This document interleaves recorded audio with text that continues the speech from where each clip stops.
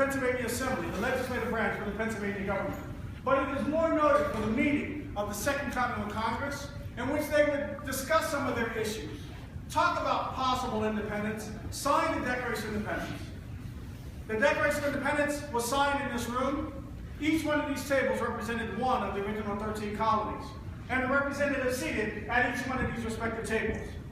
During those many meetings, every gentleman in this room had the opportunity to voice their opinion, express their fears, and come up with possible solutions.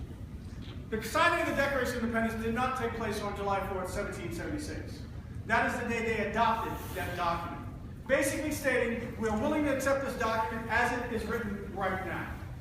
All the signatures are not on the Declaration of Independence until about August 2nd. But if you think about it, it doesn't matter when the Declaration of Independence was signed, because the American Revolution went on for another 7 years. It did not get them any freedom. The American Revolution ended in 1783. At that point, they had defeated the British. They were, in fact, free and independent states. But once they became free and independent states, they then had to decide how that new nation should be governed. So right back in this very same room, they began the Constitutional Convention. They decided upon a strong central government, system of checks and balances, 3 branches of government.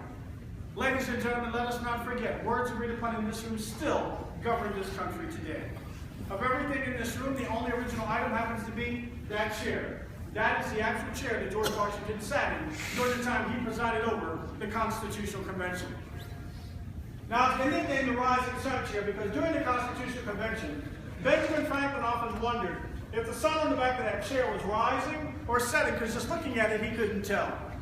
During the final days of the Constitutional Convention, Benjamin Franklin would share with many of his colleagues. He then had the happiness to know the sun on the back of that chair was indeed a rising and not a setting sun.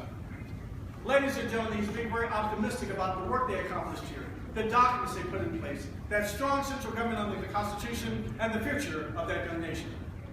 At this point, thank you very much. Enjoy the rest of your day.